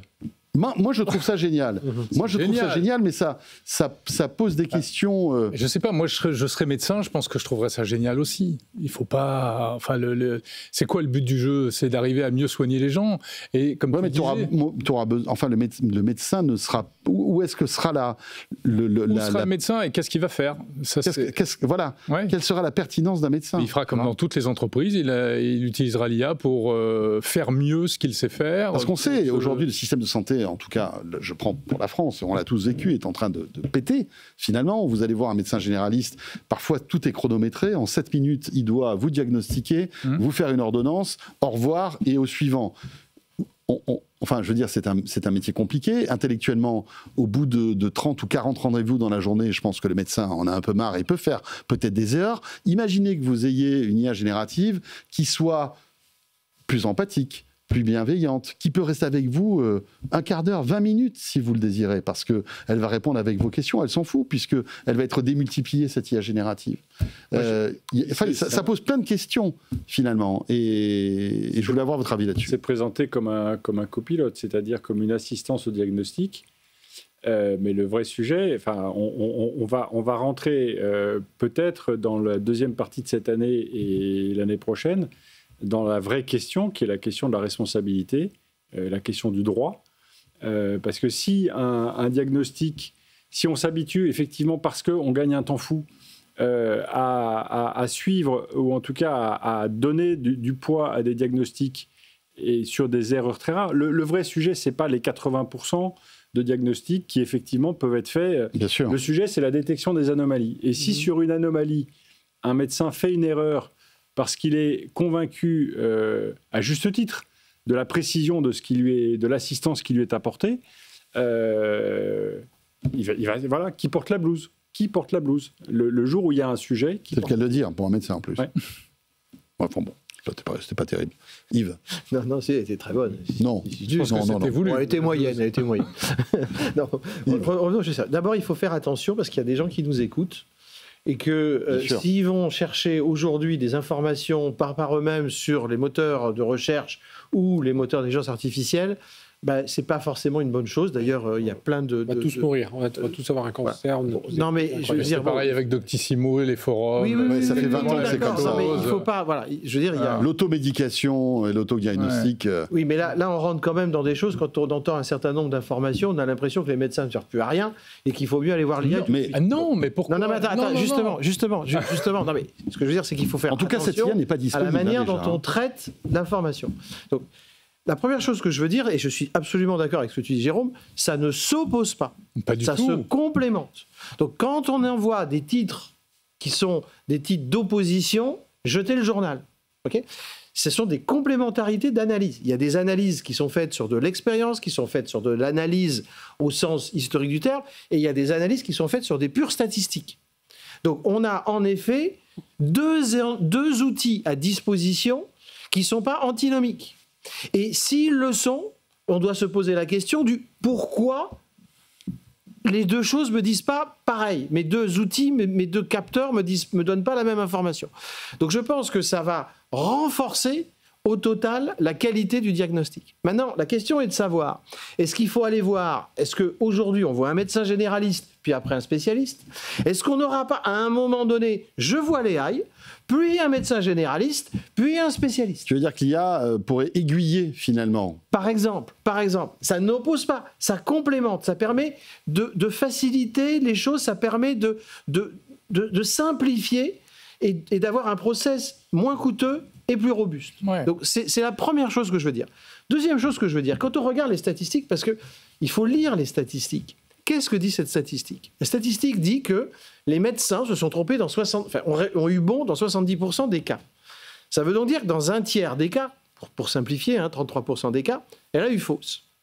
Ça veut donc dire que moi, patient, si je vais voir 3 médecins, ça c'est juste des statistiques, il y en a 2 qui vont me dire A et un qui va me dire autre chose que A. Okay ? Eh bien, si je vais voir 3 médecins, je prends les 2 qui me disent A et j'ai 100% d'être guéri. 100% de chance d'être guéri, puisque c'est le A qui est bon, puisque 2 sur 3, on dit ça. Ce qui veut dire que quand je vais voir 3 médecins, j'ai 100% d'être guéri. Maintenant, si je vais voir une AI qui est meilleure, en théorie, puisqu'elle donne 20%. Donc quand on lit le truc, on se dit l'AI est meilleure. Je vais voir l'AI 3 fois. 3 fois, elle va me donner le même A. Mais sauf qu'il y a 20% d'erreur. Donc elle a plus de chances de se tromper de par sa répétitivité, alors que les 3 médecins sont quelque part contradictoires. Et quand je connais leurs règles d'erreur, eh ben, j'ai qu'à aller voir le nombre de médecins qui me donnent la bonne règle d'erreur et j'ai 100% de réussite, j'ai 100% de chance de m'en sortir. Donc on voit bien là aussi que la lecture d'une statistique telle qu'elle est donnée au public, si elle n'est pas interprétée, elle porte aussi à confusion. Donc ce que je veux dire au public, c'est quand vous avez des news comme ça ou des informations comme ça, il faut être extrêmement prudent, il n'y a pas d'opposition, et lire des sondages ou lire des statistiques, ce n'est pas uniquement de regarder les chiffres tels que beaucoup les donnent comme ça et les lancent dans la presse. Ça s'interprète aussi des statistiques. Pardon, vas-y Jérôme, après Philippe. Ce qui est très intéressant sur cette IA MyDXO là, de Microsoft, c'est que la particularité justement, c'est que c'est pas une IA, mais c'est plusieurs IA. Oui, c'est des agents finalement. C'est des agents qui discutent qui sont spécialisés dans divers domaines. Il y en a un qui analyse, qui fait le diagnostic, l'autre qui va chercher dans la mémoire, machin, etc. Et il y a même, si j'ai bien compris, il y en a une qui tranche à la fin. C'est un truc de fou. C'est un collège de médecins virtuels en réalité. C'est là où je trouve que si on fait le parallèle avec Microsoft, peut-être qu'il faut que Satya Nadella aille chez Apple. Microsoft Apple. En plus, Microsoft s'appuie sur toutes ses forces, l'infrastructure, le cloud. Ils ont Azure for Health, qu'ils développent de façon assez incroyable. Ils ont toute la partie data. Microsoft est très fort sur les data. Ils ont tous tout ce qu'ils connaissent dans ce domaine depuis des années. Tout ce qui est l'écosystème qui est beaucoup plus ouvert, Satya Nadella a ouvert sur l'open source, ils intègrent davantage de logiciels, et bien là, ça permet d'ouvrir plein d'outils d'IA, ça permet de faire entrer plein d'agents, et puis la capacité à industrialiser. Microsoft s'est parfaitement industrialisé ses produits, et là, ils vont le faire avec leur IA métier. Et je trouve que là, c'est très habile de Microsoft. On parlait souvent d'Apple dans la santé individuelle. On voit que Microsoft ou d'IBM avec... Et pour une fois qu'il n'y a pas OpenAI là-dedans... Non, mais c'est vrai. Rappelez-vous IBM avec Watson, et là on voit un Microsoft qui est en train d'arriver. Moi je le regardais sous cet autre regard-là, et je trouve que Microsoft là est en train de taper un gros coup. En tout cas, ouais. Mais il y a peut-être OpenAI, mais c'est Microsoft qui communique cette information, quoi. C'est pas OpenAI qui a la main sur l'actualité. Oui, non, tu as raison. Mais il doit avoir du ChatGPT. Mais il y a ChatGPT dedans, il y a ChatGPT 4o, je crois. Ouais. Philippe. Mais alors la première chose, c'est que Microsoft s'appuie en termes de canal de distribution sur ce qu'il sait faire et sur ce qu'il propose aux entreprises, puisque les médecins, c'est des PME, les cabinets médicaux, les hôpitaux, c'est des grosses PME, voire des grandes entreprises. Donc là, c'est quand même bien à travers Teams et à travers les solutions de bureautique qui vient faire cette offre au-dessus de ce qu'ils ont déjà. Donc ça, c'est en termes de canal marketing, c'est remarquablement bien vu. On peut se demander d'ailleurs, je ne sais pas si ça va rallumer ou pas la polémique autour de l'hébergement par Microsoft de nos données de santé françaises, mais ça peut être intéressant, c'est un argument supplémentaire. Mais moi, ce que je voudrais quand même rappeler, un peu dans la foulée de ce que disait Yves, pour ceux et celles qui nous écoutent, c'est que le médecin, au départ, c'est celui qui soigne. Pour pouvoir soigner, il faut qu'il pose un diagnostic, mais c'est celui qui soigne, donc c'est celui qui prend soin. Et donc, le fantasme que pourraient avoir certains de se dire « oulala, on va être remplacé par mon médecin va être remplacé par », à mon avis, n'est pas pour tout de suite. En revanche, ça pose quand même, pour tout le corps médical et notamment pour toute la formation médicale longue que suivent aujourd'hui les étudiants et l'internat, puisque les écarts de performance qu'on vient de voir, c'est à peu près ceux qu'on observe entre le premier et le dernier de l'internat. Mais derrière, la question, c'est comment est-ce qu'ils vont se former, comment est-ce qu'ils vont rester formés et comment est-ce qu'ils vont rester sensibles à l'enjeu du soin. Parce qu'à la fin, encore une fois, c'est des personnes qui parlent ou qui rassurent ou qui accompagnent des personnes face à quelque chose de difficile qu'est la maladie. Et donc, la question de l'empathie ressurgira peut-être à un moment ou à un autre, à côté de la question juridique, de la responsabilité de celui qui pose le diagnostic et qui prescrit le soin. Sauf que... Cela dit, il y a plein de médecins qui manquent d'empathie aussi. C'est ça le problème. D'accord. Mais c'est précisément pour ça que je voulais remettre ce point dans la discussion. C'est que aujourd'hui, on a tous tendance à voir le système médical français, surtout compte tenu de son financement, comme un gigantesque process qu'il faut optimiser. Là, on parlait des actes, on parlait de la durée, on parlait de l'abattage. Je pense que l'IA a énormément de temps à faire gagner, mais il serait bon qu'on mette surtout de l'IA dans notre dans notre méta-système de santé, puisque une grande partie du personnel qui est dans un hôpital n'est pas un personnel soignant. C'est toute cette superstructure. Enfin, il faudrait commencer par le ministère de la Santé. Mais encore une fois, sans opposer les deux. Et trop souvent, dès qu'on rentre dans les discussions mainstream, tout de suite on oppose. On n'aura plus besoin des radiologues parce que l'IA lit beaucoup plus vite. Mais ce que tu dis, et c'est vraiment important, parce que sur beaucoup de sujets, on oppose tout. Ouais. C'est assez pénible d'opposer sur tout, alors qu'il y a souvent une complémentarité dans la vie.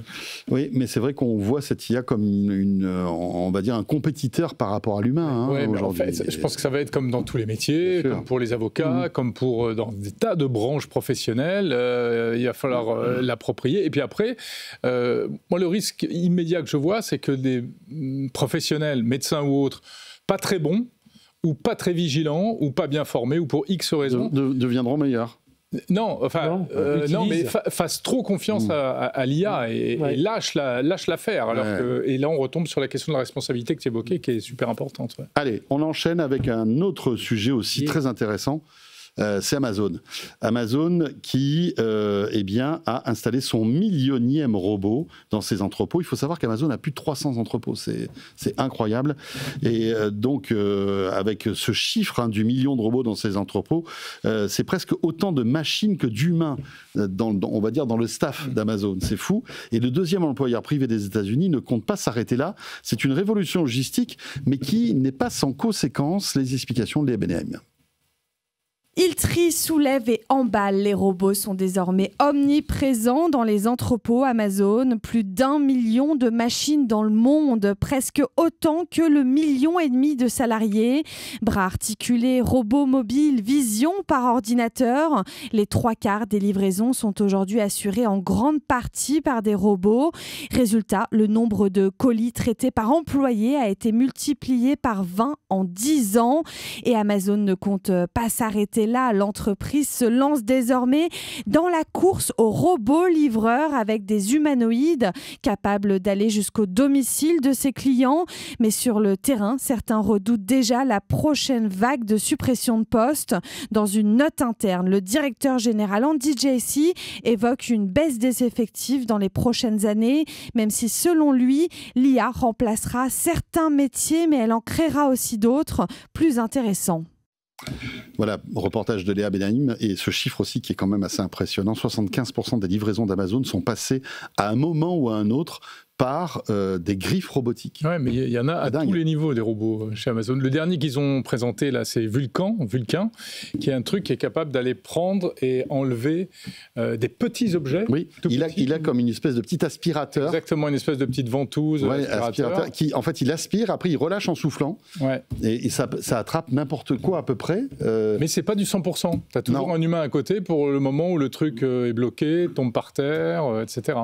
Bon, est-ce que tout ça sonne le glas, on va dire, du travail humain, finalement? Parce qu'on le voit, petit à petit, il y a de plus en plus de robots.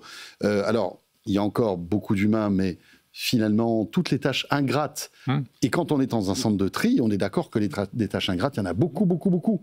Et finalement, les tâches non ingrates, c'est quoi? Ce sont les ingénieurs qui réparent les robots qui font des tâches ingrates, on est d'accord? C'est que le début, non? C'est ce qui était dit dans le reportage de Léa Benhaim. Le sujet, c'est une transformation du travail. C'est pas la fin du travail, c'est une transformation du travail. D'abord, l'aplatissement de la courbe de recrutement d'Amazon, si ma compréhension est bonne, elle a été annoncée sur une dizaine d'années. Et puis Amazon a déjà pas loin d'1 600 000 employés, donc c'est une très grosse entreprise. Sur ce 1 600 000, j'ai compris qu'il y en avait 700 000 qui avaient déjà été formés à la supervision ou à la coopération avec des robots. Ce qui veut dire que les jobs sur lesquels ils sont en train d'être mis à niveau sont des jobs qui peuvent potentiellement être plus intéressants que le simple déplacement de colis. Là, il s'agit de superviser, de piloter des machines. Donc le niveau d'intérêt et de pénibilité sont probablement très, très différents. Et puis, dernier point, rapidement, tu sais que je suis féru d'histoire, ça ne date pas d'hier. Le rachat de Kiva Systems par Amazon, c'est 2012. Kiva, c'était les petites palettes qui dansaient au milieu des entrepôts et qui répartissaient tout. 2012, 700 millions de dollars, c'était la deuxième plus grosse acquisition d'Amazon à l'époque. Donc ils ont engagé ce virage extrêmement tôt. Donc je ne pense pas que ça doit venir comme une surprise. Pour moi, le chiffre le plus intéressant, c'est 700 000 employés qui ont déjà été formés ou en interne à travailler avec ces robots. Plutôt optimiste. Et Amazon se targue d'embaucher toujours plus.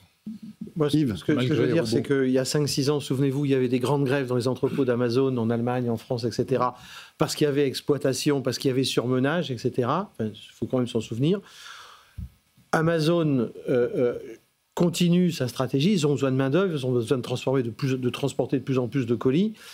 La robotisation ne s'oppose pas au travail humain. De la même manière, elle aide à diminuer la pénibilité du travail et complémente. Est-ce qu'il va y avoir des licenciements et des changements d'histoire dans la formation des gens ?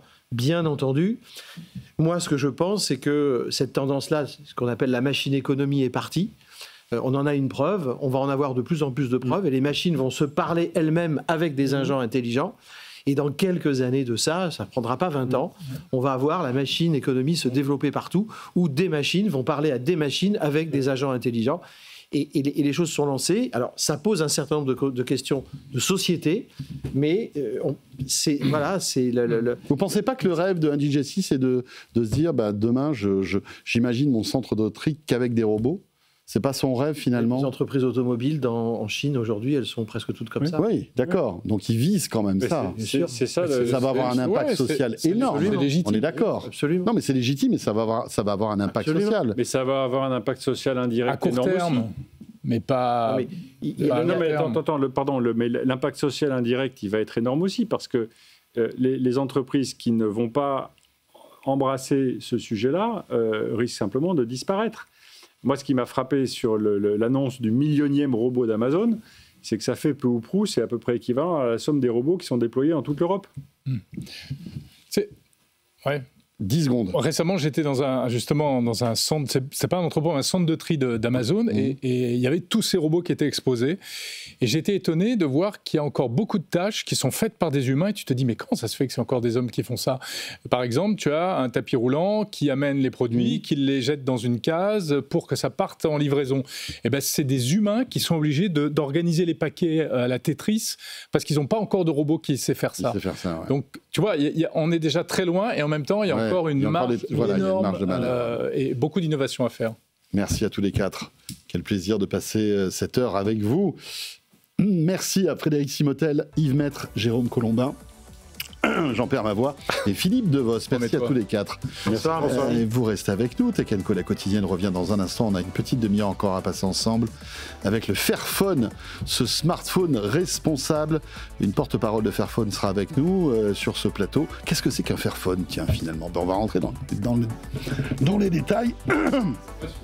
C'est pas sûr, effectivement. Et puis on parlera de track. Je vais vous expliquer ça après la pause, ça sera plus simple. À tout de suite.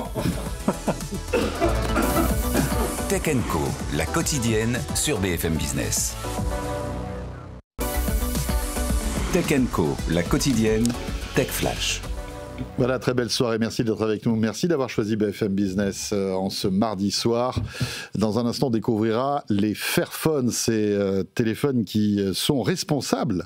Et on va rentrer dans les détails. Mais auparavant, comme chaque soir, ce qu'il faut retenir de l'actu tech, c'est le Tech Flash.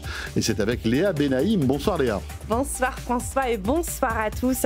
À la une, c'est un virage stratégique pour Apple. L'entreprise envisage d'utiliser OpenAI ou Anthropic pour alimenter son assistant vocal Siri, et ce aux dépens des modèles d'IA développés en interne. Annoncé il y a plus d'un an, le Siri 2.0 n'est toujours pas d'actualité. Apple a reporté sa sortie à 2026 et n'aurait pas d'autre choix que de négocier avec des tiers pour rattraper ses concurrents. Toujours dans l'IA, xAI annonce une levée de fonds de 10 milliards de dollars, dont la moitié en dette. Cet argent servira à accélérer le déploiement de Grok, son chatbot, mais aussi à construire un nouveau data center. En parallèle, l'entreprise d'Elon Musk, qui a récemment fusionné avec son réseau social X, a entamé des pourparlers pour lever 20 milliards de dollars en actions, ce qui valoriserait l'entreprise à plus de 120 milliards de dollars. Et également dans l'actualité, Léa, Microsoft qui a dévoilé une IA meilleure que des médecins expérimentés. Et oui, elle serait capable de diagnostiquer 4 fois mieux que des médecins humains. Et surtout, pour moins cher, cet outil s'appuie sur une forme d'intelligence collective où plusieurs IA coopèrent. Lors d'un test, elles ont réussi à résoudre correctement 85% des cas proposés, contre 20% pour l'équipe de vrais médecins. Et puis 1 million de robots, c'est le cap qu'Amazon vient de franchir. L'entreprise compte désormais quasiment autant de machines que de salariés. Interrogé sur CNBC ce matin, son directeur général Andy Jassy ne nie pas une baisse des effectifs dans les prochaines années, mais affirme que même si l'intelligence artificielle remplacera certains métiers, il y aura toujours d'autres emplois. Et enfin, vous pourrez bientôt assister à des lancements de fusées directement sur Netflix. La NASA a signé un partenariat avec la plateforme de streaming pour y diffuser ses grands événements en live. Cela devrait commencer dès cet été. Au programme, un accès direct à l'ISS ou encore à des sorties extravéhiculaires d'astronautes. L'objectif, selon la NASA, est de rendre l'espace davantage accessible dans les foyers. Et pour finir, je vous donne rendez-vous ce soir à 22h30 pour un nouvel épisode de Tech & Co Business avec Frédéric Simotel. Et parmi les invités, Jean Paoli, c'est le créateur du format XML qui a en quelque sorte révolutionné Internet. C'était il y a 30 ans. On écoute un extrait. Comment regarder des documents longs et de les transformer en données. Hein, donc c'est les documents et les données, c'est très différent. Et donc quand Microsoft est venu me chercher, moi j'ai appliqué... Donc là on est en quelle année quand Microsoft... Donc ça c'est en 96. D'accord. En 96, c'était le début de la grande bataille des browsers. Ouais, hein, ouais. Et Microsoft vient me chercher pour que je les aide à faire la bataille contre Netscape. Et c'est là que je leur dis, bah, écoutez, moi c'est très bien tout ça, mais moi en fait je suis dans le document ouvert et donc je crée... le format XML, voilà. Alors c'est là que je nous parle un peu plus à tous. Oui, voilà. Donc c'est là que je crée je crée avec des collègues de l'industrie le format XML qui a révolutionné l'Internet. Et en fait, pour moi, c'est une manière, enfin de façon très simple, de représenter ces documents très longs, vous savez, les contrats d'assurance, les contrats, la pharmacie, tout ça, dans des données très longues, des données que des bases de données peuvent comprendre. Voilà, retrouvez Tech & Co Business, bien évidemment, sur la plateforme RMC BFM Play et sur l'appli BFM Business et évidemment sur notre antenne. 21h10, on va découvrir maintenant une philosophie très intéressante en matière de smartphone. Le smartphone durable de Fairphone, on en parle avec mon invité. Tech & Co, la quotidienne, l'invité. Et Agnès Crépé est avec nous. Bonsoir Agnès. Bonsoir. Vous êtes responsable de l'ingénierie logicielle chez Fairphone. Alors Fairphone, certains d'entre vous connaissent, peut-être les plus geeks d'entre vous, en tout cas ceux qui font attention aux smartphones qu'ils achètent, parce que c'est vrai que quand on achète un smartphone, tout dépend dans quelle posture on est. Soit on veut le dernier modèle qui vient de sortir parce qu'on est vraiment geek, et on n'est pas, on va dire, omnibulé par l'environnement, on s'achète le dernier téléphone. Après, il y a aussi le marché de la seconde main qui est assez intéressant, hein, le fait de pouvoir allonger la durée de vie d'un téléphone. Hein. Il y a des plateformes, évidemment, qui sont spécialisées là-dedans. Et puis, il y a aussi le Fairphone, qui est très intéressant. Agnès, est-ce que vous pouvez nous expliquer un petit peu déjà, peut-être la philosophie de Fairphone, s'il vous plaît ? Oui, donc Fairphone, en fait, c'est un téléphone qui va durer, que vous allez garder longtemps, vous venez de le dire, mais également qui va respecter les gens qui l'ont fabriqué. En ce sens, c'est quand même assez différent de ce qu'on voit dans l'industrie. Donc, respecter les gens qui ont miné certains métaux, qui ont assemblé le téléphone. Et pour le consommateur, c'est vraiment cette ambition d'avoir quelque chose qui est performant dans le temps. Donc, quand vous avez un Fairphone dans les mains, la première chose que vous voyez, c'est qu'il est modulaire, comme une sorte de Lego, quelque part. Vous cassez l'écran, vous le réparez vous-même. Vous voulez changer la batterie, elle n'est pas collée, en 5 minutes, c'est fait. Vous le voyez à l'écran ici. Donc un Fairphone, c'est ça. Alors que, excusez-moi, je vous coupe parce qu'aujourd'hui on achète un téléphone, on va dire dernier cri, c'est pas aussi simple que ça.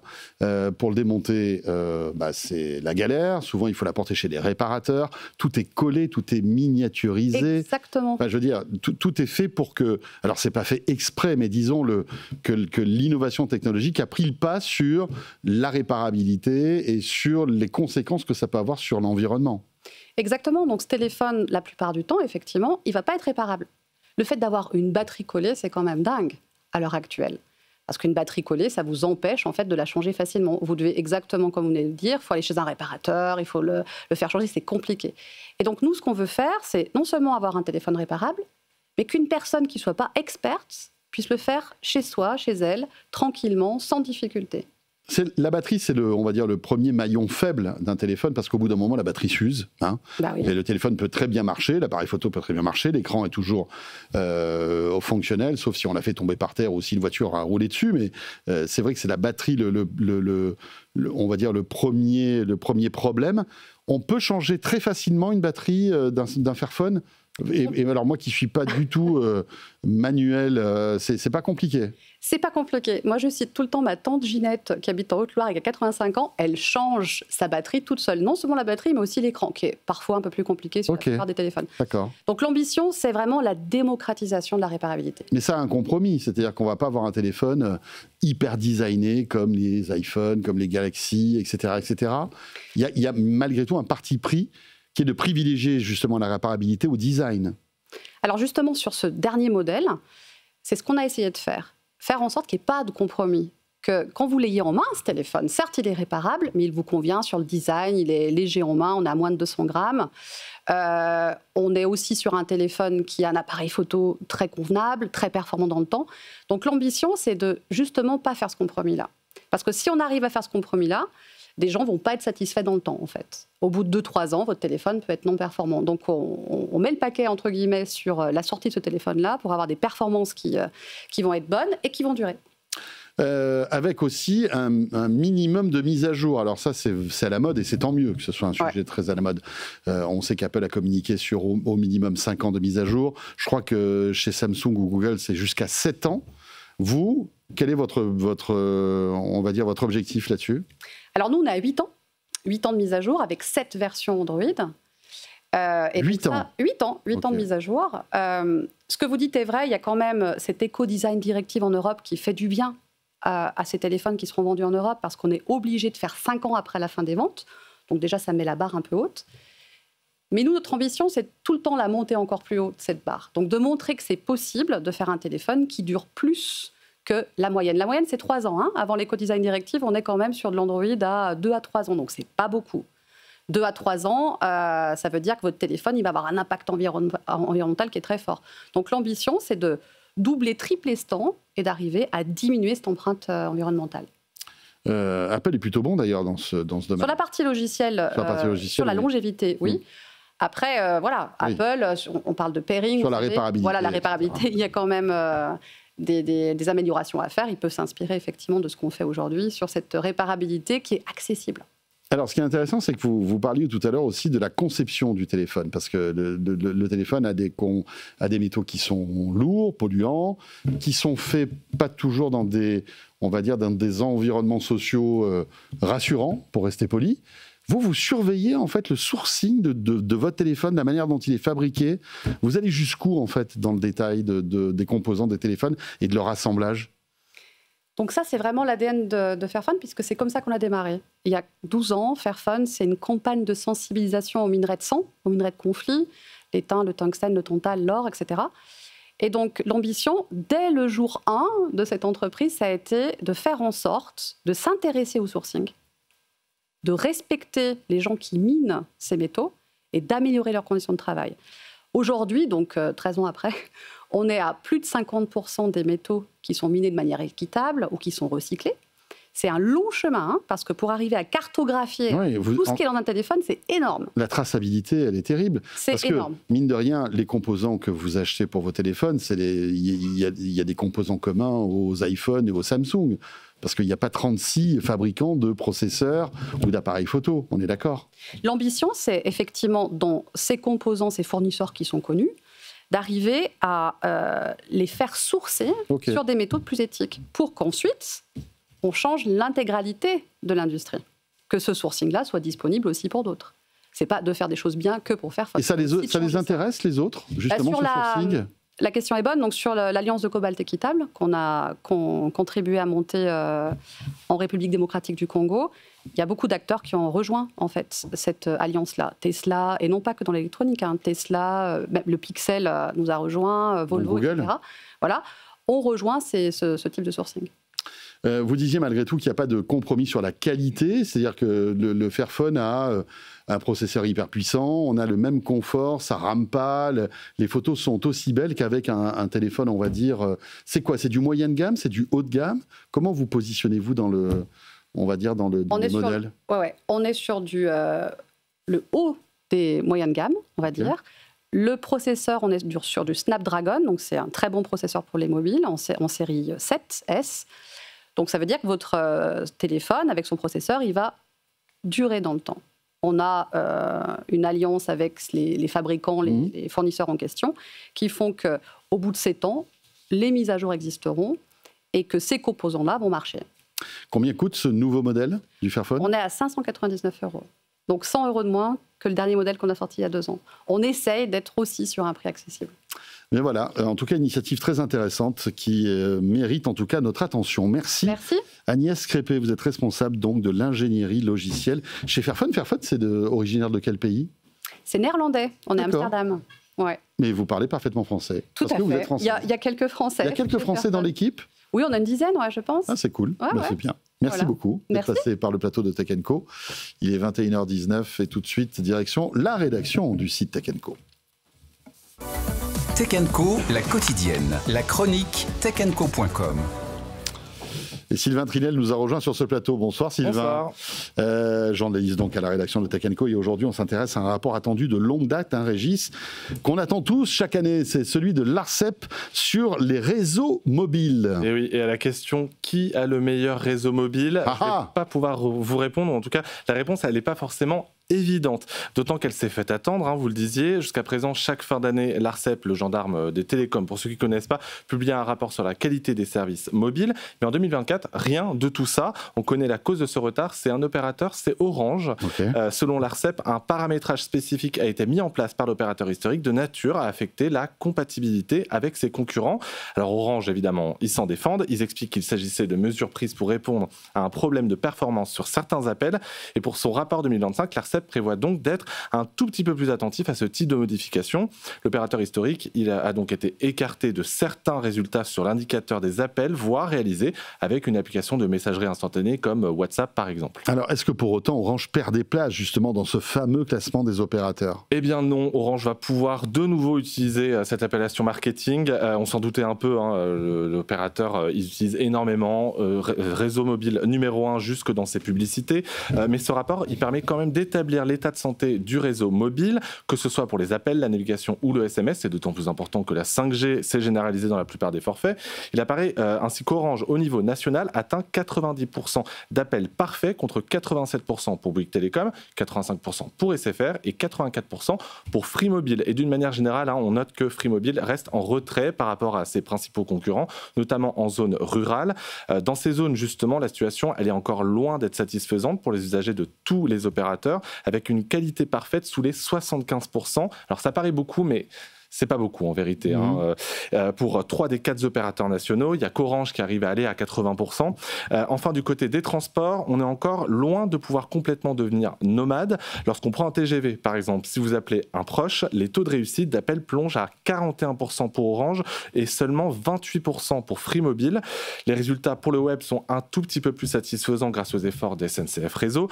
Mais là encore, les oubliés restent les ruraux où les lignes de TER sont anormalement basses d'un point de vue qualité de réseau, avec parfois des chiffres qui peuvent aller jusqu'à 25%. Ouais, d'où l'importance de bien choisir son réseau mobile dans l'univers dans lequel on vit, dans la zone géographique dans laquelle on vit, parce que de certains endroits, Orange va être meilleur que SFR, et puis parfois ça peut être l'inverse, ou Bouygues. On se souvient de Bouygues qui avait la meilleure qualité réseau en montagne, parce qu'ils avaient surtout mis des antennes en montagne. En haute montagne. Sur les montagnes, ouais.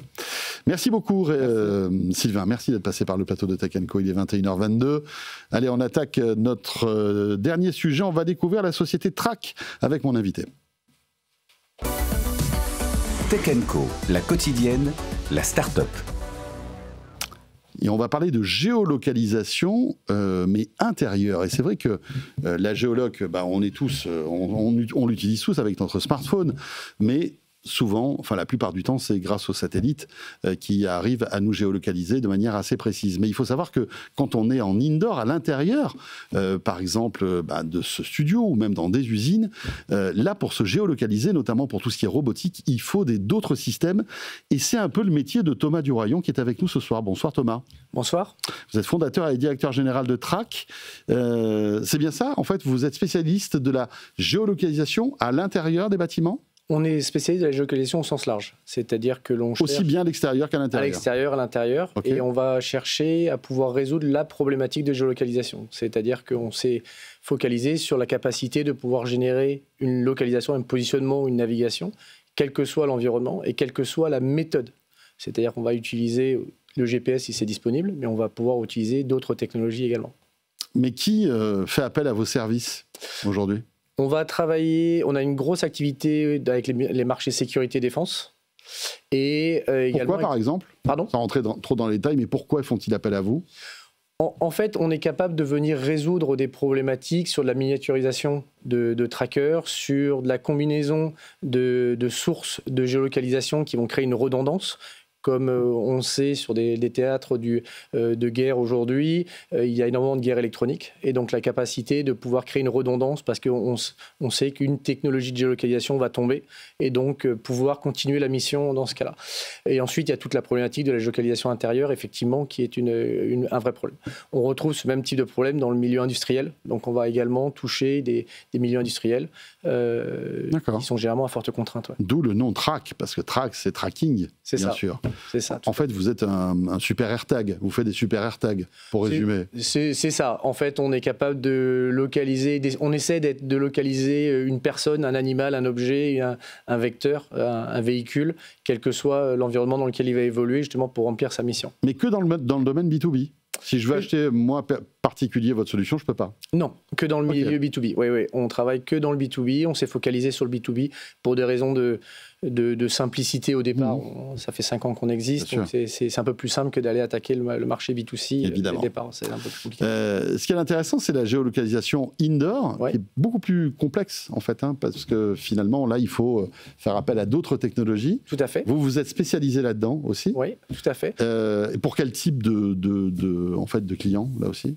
On va retrouver il y a une vraie demande au niveau du marché industriel, au niveau de l'industrie 4.0. On va retrouver 2 types de géolocalisation indoor. On va retrouver une géolocalisation indoor de masse, on va dire, où on va chercher pour la sécurité de l'opérateur de savoir où il est positionné, où elle est positionnée, de pouvoir commencer à travailler sur de l'inventaire généralisé. Mais on peut travailler également sur des technologies beaucoup plus fines qui vont permettre une précision de l'ordre du centimètre ou de l'ordre du millimètre pour tout ce qui va être véhicule autonome, tout ce qui va être robotique, etc. Et ce sont 2 technologies, 2 approches complètement différentes sur la géolocalisation indoor, ce qui démontre bien qu'une seule technologie ne peut pas suffire. Et ça marche comment, la géolocalisation indoor? Comment vous arrivez à avoir ce degré de précision que vous évoquiez à l'instant? Vous avez besoin... C'est du Bluetooth, du Wi-Fi? Enfin, il y a d'autres technologies. Comment ça marche? En fonction du cas d'usage, vous pouvez, et surtout du budget, vous allez différencier 2 choses en indoor. Vous allez différencier le milieu connu du milieu inconnu. C'est-à-dire que si jamais je veux faire une localisation dans une usine, par exemple, je maîtrise l'usine. Je suis capable de venir installer des ancres, donc un petit peu recréer ce concept qu'on a avec les satellites sur le GPS, donc venir positionner des ancres dans mon environnement. C'est quoi des ancres? Des ancres, c'est simplement un système de référence dont on va connaître la position exacte au sein de l'usine. Et donc après, par triangulation, on va être capable de déterminer où la personne se trouve. Donc ça, c'est une possibilité sur la partie où on maîtrise l'environnement, mais il y a tout un milieu ou tout un marché où on ne maîtrise pas l'environnement, qui est le marché par exemple des pompiers. Les pompiers ne savent pas où ils vont intervenir, ils ne peuvent pas installer, ils ne peuvent pas jouer au petit poussé, ils ne peuvent pas installer des ancres. Donc l'idée, c'est de pouvoir installer des antennes à l'extérieur. Et donc là, on utilise une autre technologie, qui est une technologie française que vous aviez rencontrée à l'époque sur le plateau, qui s'appelle WIR, pour pouvoir justement... géolocaliser à l'intérieur. Exactement, exactement. Donc nous, notre métier, ça va être de pouvoir choisir les technologies nécessaires pour pouvoir répondre aux cas d'usage. Donc intégrer du WIR, intégrer du Bluetooth, intégrer du Wi-Fi, intégrer de l'ultra-wideband, etc. pour pouvoir justement dire, avec cette solution-là, on est capable de résoudre la problématique de géolocalisation. La robotique doit être un sujet que vous scrutez de près, non? Parce qu'on parle de plus en plus de robots, de plus en plus intelligents, qui se déplacent avec une facilité de plus en plus déconcertante. Et on peut imaginer que quand ils sont en indoor, justement, ils auraient besoin de vos technologies, non? Tout à fait. Donc, vous avez, on travaille sur un projet sur les études de canalisation d'eau, par exemple, où on va devoir positionner le robot pour éviter d'envoyer un humain dans un environnement qui est quand même très confiné et dangereux. Donc pouvoir envoyer un robot pour faire une analyse de la canalisation et donc de pouvoir ensuite remonter cette donnée, de pouvoir le positionner. Et vous avez dans les usines, surtout avec ces usines un petit peu modulaires où les robots vont se déplacer, très souvent on va avoir une position qui est de l'ordre du mètre avec une utilisation de WIR par exemple. On va déplacer le robot à travers l'usine avec une précision métrique et ensuite, sur l'espace de travail, on va switcher de technologie pour être là, beaucoup plus précis. Chirurgical. Exactement. Dingue. Voilà. Passionnant tout ça. Merci beaucoup Thomas Duroyon. Merci d'être passé par le plateau de Tech & Co. Vous êtes fondateur et directeur général de Trac avec 2 A et un K à la fin. Merci. Merci beaucoup. Ce Tech & Co est terminé en ce mardi soir, en ce 1er juillet. Merci de nous avoir suivis. On sera là demain, évidemment, dès 20h, vous le savez, à la radio, à la télé, pour vos 90 minutes de tech. Si vous avez raté un bout de cette émission, surtout, n'hésitez pas à aller bien chercher les podcasts. Les replays vous attendent bien évidemment. Merci de nous avoir suivis. Très belle soirée et on sera là demain, donc dès 20h. À demain. Tech & Co, la quotidienne sur BFM Business.